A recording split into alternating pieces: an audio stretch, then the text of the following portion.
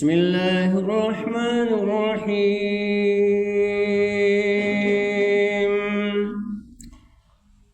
طه ما أنزلنا عليك القرآن لتشقى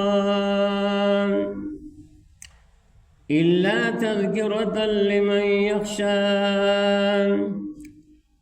تنزيلا ممن خلق الأرض والسماوات العلى الرحمن على العرش استوى له ما في السماوات وما في الأرض وما بينهما وما تحت الثرى وإن تجهر بالقول فإنه يعلم السر وأخفى الله لا إله إلا هو له الأسماء الحسنى.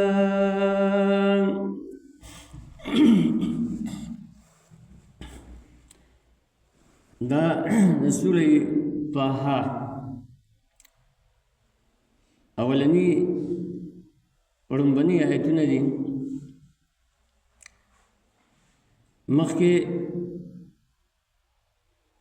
په دې کې د عمر رضی الله تعالی عنہ د ایمان د راوړو واقعه بیان کړې شوله او دارنګې ربط د صورت د ما قبل سره دغه تذکره پرونی درس کې وشوه.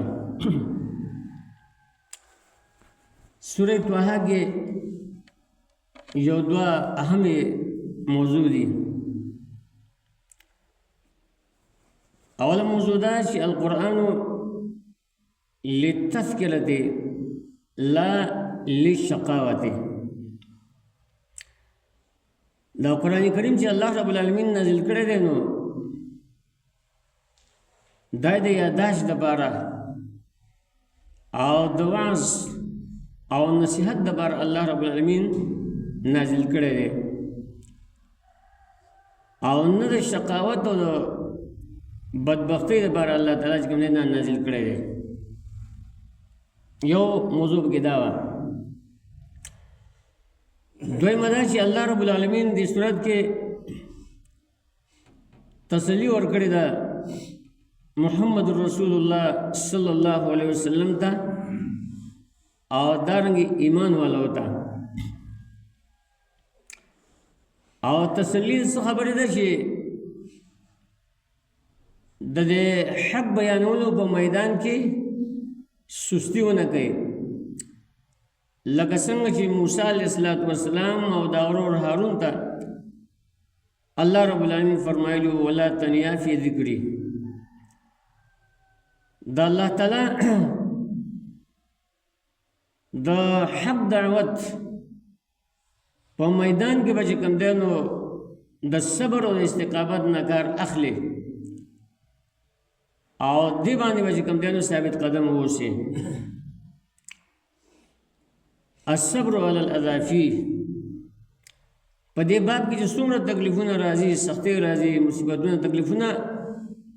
لوږې او تندې، دې باندې به صبر کوي. دا دوه اهمې موضوعګانې دي.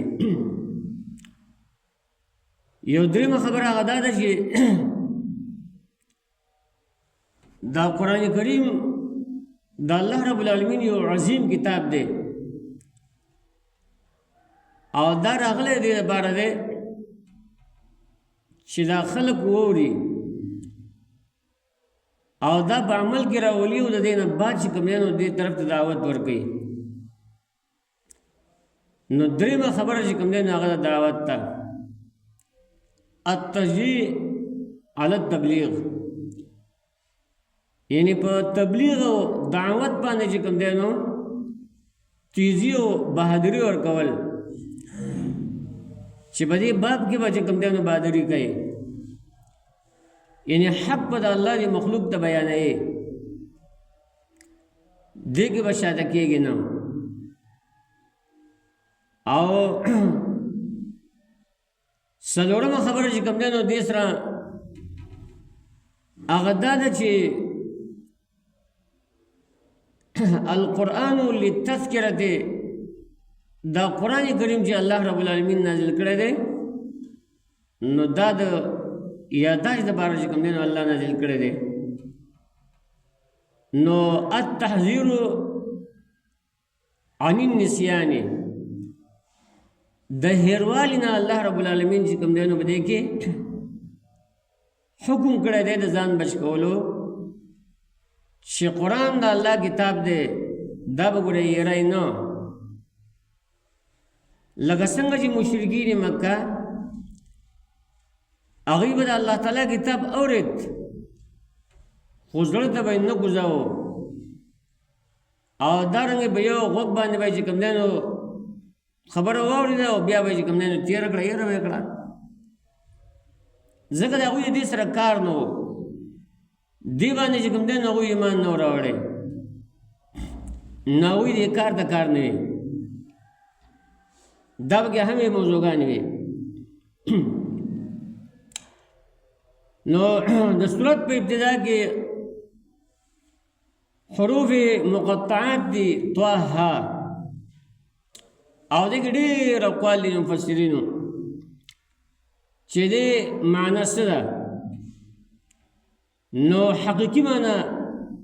د دې الله رب العالمین د سپارلې شوې ده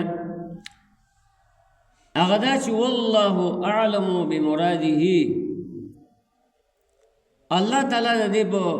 مراد باندې دې معنی باندې پوهه دی امام شوکانی رحمه الله صاحب د فتح البیان تقریبا 9 اقوال به کې را نقل کړي دي تاویلات مفسرینو تخمین باندې ګمان باندې چې کوم دی نو هر یو مفسر خپل خبره کوي نو بعضو پکې ویلي چې طه دا د الله رب العالمین د نومونو یو نوم دی او دویمه دا چې دا د محمد رسول الله صلی الله علیه وسلم نوم دی او دارنګې مفسر واحدی هغه په دې کې نور اقوال چې کوم دی نو را نقل کړي دي هغه دا چې طه ادې معنی دا چې یا رجل معنی اے سړیا دا د عربو د اکثرو قبیلو په لغت کې چې کوم دی نو طه رجل ته ویل کېږي معنی طه معنی یا رجل یعنی اے سړیا لکه قبیله عقل قبیله طوی وغیره دارنګې نور د اکثرو قبیلو په نسبت باندې معنی د یا رجل معنی اے سړیا بل یو قول په دې کې دا دی چې طه کی اشاره د طهارت ته او په کی اشاره د هدایت ته یعنی القرآن انزل للطهارة وللهدایت دا قرآن الله رب العالمین نازل کړی لپاره طهارت د پاکیت او دارنګې چې کوم دی نو لپاره د هدایت دل دا قرآن نازل شوی دی او بعضې وایي چې توبه لمن طهر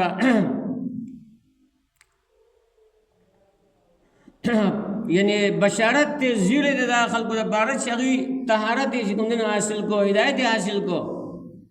دی خلکو د بار خوش خبری ده بهرحال دا ټول چې کوم دین په تخمین او په ګمان باندې چې کوم دین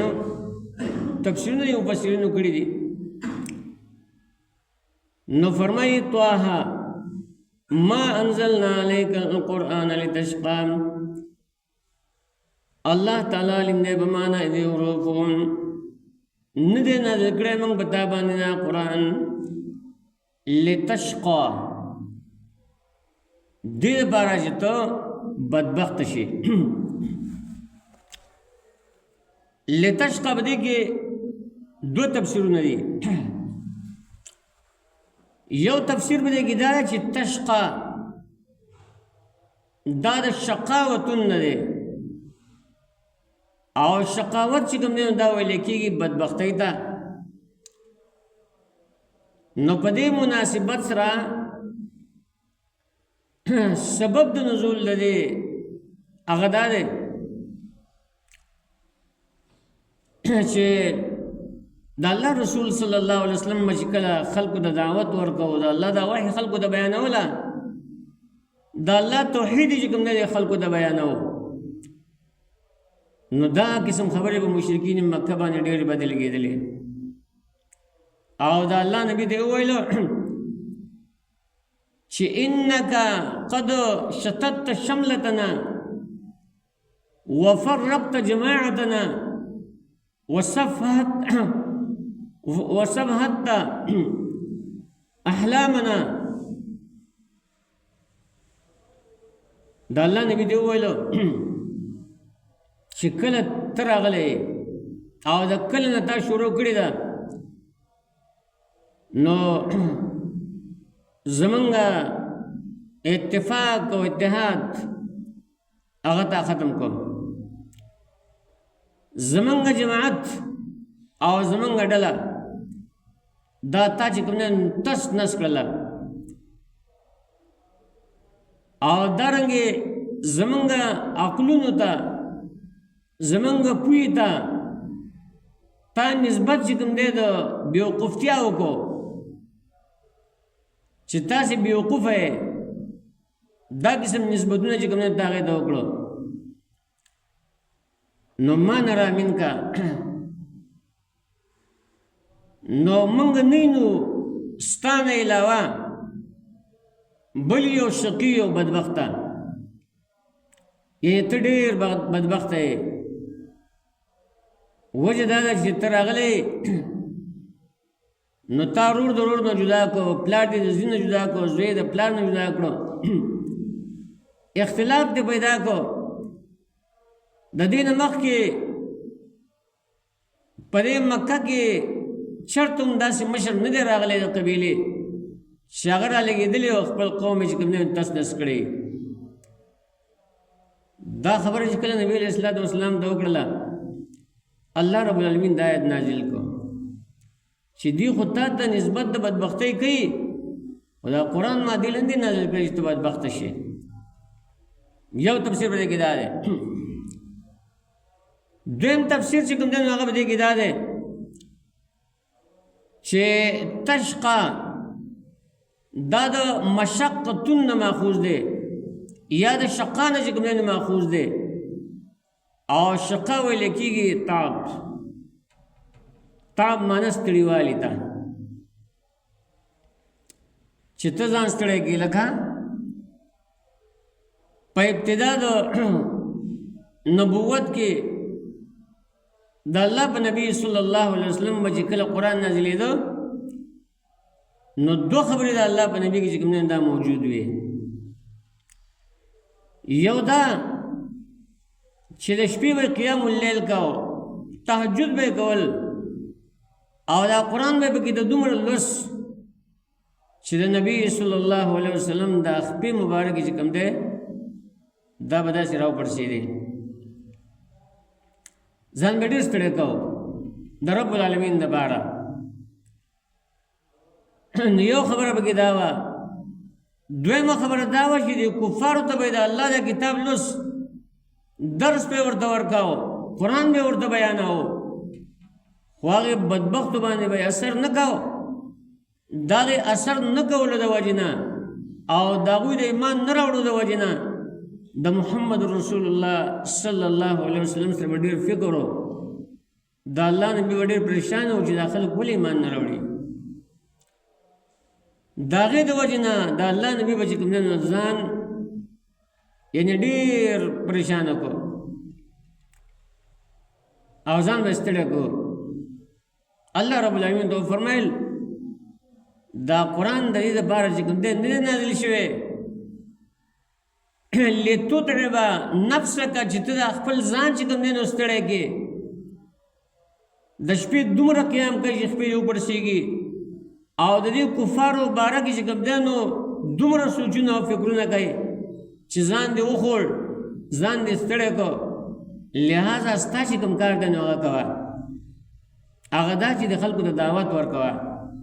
دا خلک زما دین ته رابله. که ستا خبره څوک اوري عمل پې کوي ایمان راوړي هغه فایده یې دي خپله ده، او که چېرې نه یې مني نو ته خپل کار جاري ساته او هغه نقصان د دې خپل دی. بله دا چې دا تذکره ده، الا تذکرة لمن یخشا. الله فرمایي دا قرآن دا تذکره ده. تذکره معنی یاداشت دی د هغه چا دپاره چې هغه یریږي د الله رب العالمین نه. او تذکره څه ته ویلی کېږي؟ تذکره دې ته وایي چې تیرې خبرې هغه تا ته چې کوم دی نو په یاد کې راولي، تا دې رایادوي. دارنګې هغه خبره چې هغه ستا نه هېره ده، ستا په یاداشت کې نشته، خو د دې قرآن د مطالعې د وجې نه، د دې د ویلو د وجې نه، د دې بار بار تکرار د کولو د وجې نه هغه خبرې چې کوم دی تا ته رایادېږي، هغه هېرې خبرې تا ته رایادوي. دا دې لپاره چې کوم دی نو راغلی دی. دا وعظ دی، نصیحت دی، دا یې خلکو دپاره چې د الله نه یېرېږي، د هغوی په زړونو کې خوف وي، د الله یری. نازلېدل د دې کتاب دا هغه چا د طرف نه دي، دا هغه ذات د طرف نه دي. خلق الارض والسماوات العلا، ځمکه پیدا کړې ده، اسمانونه چې کوم دی نو اوچت اوچت پیدا کړي دي. دا د رب العالمین د طرف نه نازل کړی شوی کتاب دی. لہذا دې کې شک شبه مه کوئ، دې باندې ایمان راوړئ. خدا کوم یو ذات دی چې ځمکه اسمانې پیدا کړي دي، دا دومره لوی مخلوق چې په خصوصي طور باندې الله رب العالمین د دې تذکره وکړله. وجه دا ده چې سهار او ماښام په دې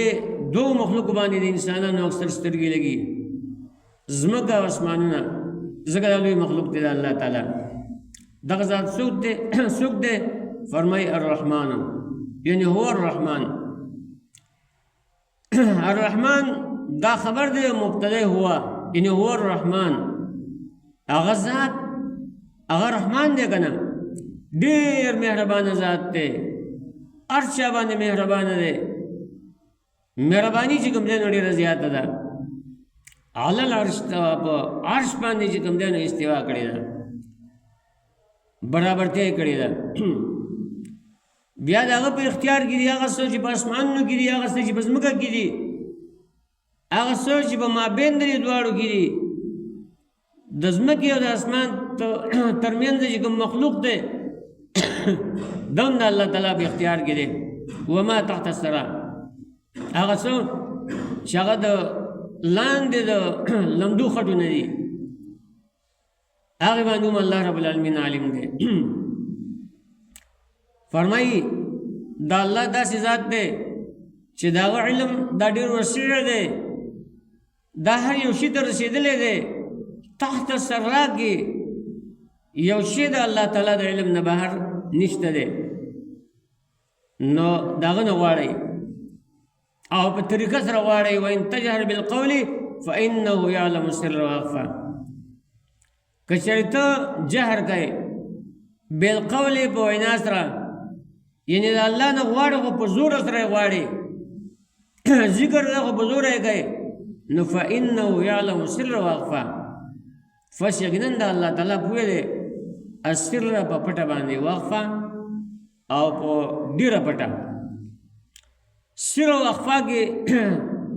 فرق چې کوم دی نو دا دی چې السر چې کوم دی نو هغې ته ویلی کېږي چې هغه ستا په زړه کې یو خبره تا په زړه کې پټه ساتلې ده او تلفظ لا درسته پورته په هغې باندې اندې کړی، هغې ته سر ویلی کېږي، سر. او اخفا هغه چې هغه تر اوسه پورې چې کوم دی نو لا ستا زړه ته راغلی نه وي. الله رب العالمین دې دواړو باندې چې کوم دی پوهه دی. یا سر معنی هغه چې ستا په زړه کې، او اخفا یعنې دې نه هم زیاته پټه، دین هم زیاته پټه هغه دا چې تا په هغې سره تلفظ نه یې کړی او تا چې کوم دی نو هغه پټه ساتلي دې باندې الله رب العالمین پوهې دی نو معنا دا چې د الله نه غواړه خو خفیه دور پټ سره د الله نه غواړه ورو ورو د الله نه غواړه الله به تعالی راکوي الله داسې ذات دی چې نشته حقدار د بندګۍ سوا د هغه نه د هغه لپاره نومونه دي ډېر ښایسته ښکلي ښکلي نومونه دي هغه نومونه الله رب العالمین ته په وسیله کې پیش کا یا رحمان یا رحیم یا حی یا قیوم یا بدیع السماوات والارض د الله ښکلي ښایسته ښایسته نومونه دي په هغې سره د الله نه دعاګانې غواړه الله به یې قبلوي نو فرمایي طه الله علم دی په معنا د حروفو ما انزلنا علیک القرآن لتشقى نه نازل کړی موږ قرآن په تا باندې لتشقى دې دپاره چې ته ځان ستړی کړې یا دې دپاره چې ته بدبخته شې الا تذکرة لمن یخشى مگر یاداش دپاره د هغه چا چې یریږي د الله نه یخشا چې یریږي تنزیلا ممن خلق الارض والسماوات العلی نازلیدل دی کتاب طرف د هغه چا نه دی د هغې ذات نه دی خلق الارض چې پیدا کړي د ځمکه والسماوات العلی او اسمانونه اوچت العلا په معنا د علیا معنا اوچت کړی شوي الرحمن علی العرش استوى هغه رحمان دی مهربانه دی بهده مهربانه دی علی العرش استوى او په عرش برابرتیا کړې ده لو ما فی السماوات و ما فی الارض خاص هغه لره دی د هغه په اختیار کې دي هغه سوچ په اسمانونو کې دي او هغه سوچ په ځمکه کې دي وما بینهما او هغه څه چې په مابین په منځ یې دواړو کې دي وما تحت الثرى او هغه څه چې لاندې لمدو خټو نه دي وان تجهر بالقول او که چېرته په زور سره وینا کوي جهر کوي په وینا سره نو فانه یعلم السر واخفى فسقنا الله تعالی پوهه دی السر په پټه واخفى او په ډېره پټه الله لا اله الا هو الله الله چې دی لا اله نشته حقدار د بندګۍ الا هو مگر دغه الله دی اذا الله نه سوا بل اله نشته له الاسماء الحسنى اغلرا نمونه دي خيستا الله يمنع عمل توفيق